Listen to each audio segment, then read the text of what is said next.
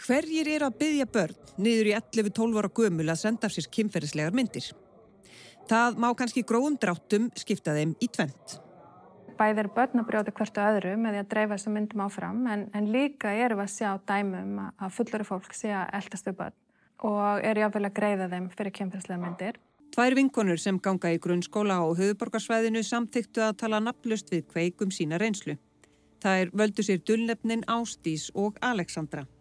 Þetta byrjaði hjá allavega okkur svona sumarið 2020 og þá vissi ég ekkert þetta en það voru einhverja vinkonur mínar sem voru búin að tala við einhvern gæja sem var að kaupa nærföt og hann hitti þær og bara gaf þeim pening gegnum Eir og þær gáfu honum nærbuxur og þá voru svona bara akkántar sem voru kannski ekki undir alvöru nafni að bara biðja myndir og þá myndi hann senda pening einhvern veginn og mér fannst þetta eitthvað góð hugmynd þá og gerði þetta stundum eða sendi myndir og síðan þá bara byrjaði ég að gera þetta svolítið oft. Svo byrjaði mamma að fatta, hún sá gegnum Eir-færsluna mína. Hvernig fattaði hann það? Út af því að ég var allt í einu með bara pening fyrir öllu og hún var komin inn á svona yfirlitið mitt þannig hún gat séð. Hún var alltaf að spyrja hverjir þetta voru alltaf eldri menn. Og þó að börn átti sig ekki á hættuna, þá erum við með dæmi það að þeir fara að hóta þeim, að þeir biðja meira, að myndirnar enda í dreifingu og ég meina lögreglan með stóran hóp íslenskra karla til rannsóknar fyrir gigantist magna barnaníðsefni og stór hluti af þessu efni eru mynd sem börn hafa tekið sjálf, sem hafa bara enda þarna.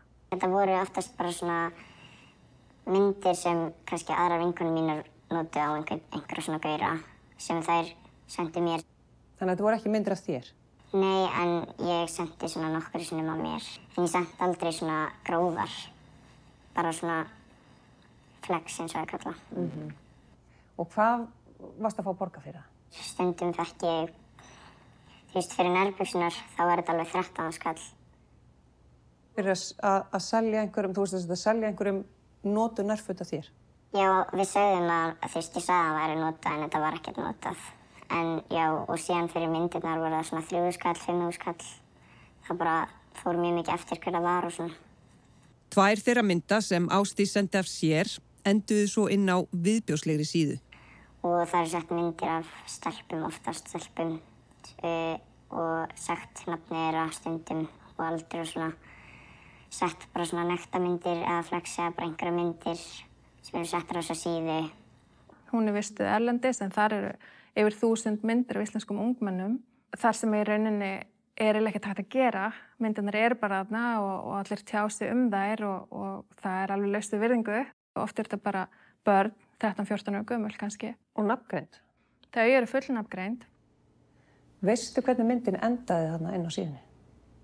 Ég er ekki alveg viss en það var einn strákur sem ég var að tala við á tíma og ég sendi honum, þetta voru 2 myndir. Ég held að einhvern veginn þá bara hans ábyrgð. Lastu athugasemdirnar sjálfa þig við myndirnar af þér sem eru inn á síðunni? Já, það voru svona, replies og það var sumt sem var bara, hún er 14 ára, þetta er ekki cool.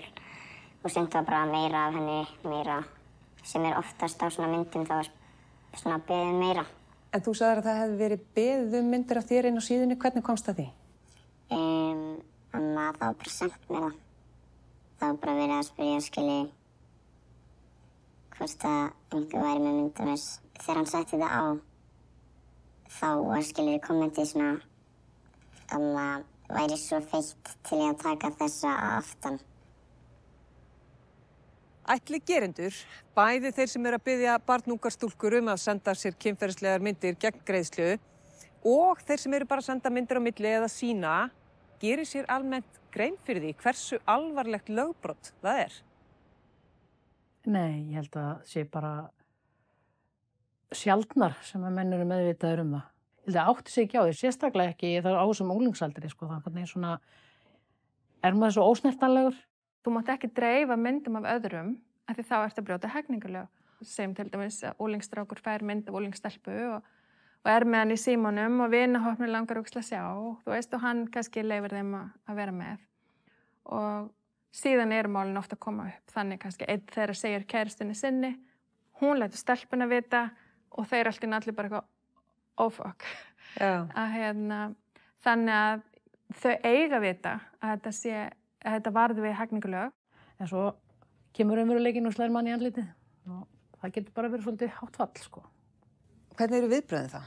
Stundum svolítið svona pínu afneitun eða svona stundum skömm. Sérstaklega hjá þeim þegar menn átta sig á alvarleikanum. Það er sannst ekki kannski endilega skömm að hafa dreift myndinni sem slíkri, heldur að sitja kannski uppi með það að vera orðin svona glæpamaður innan gæsalappa.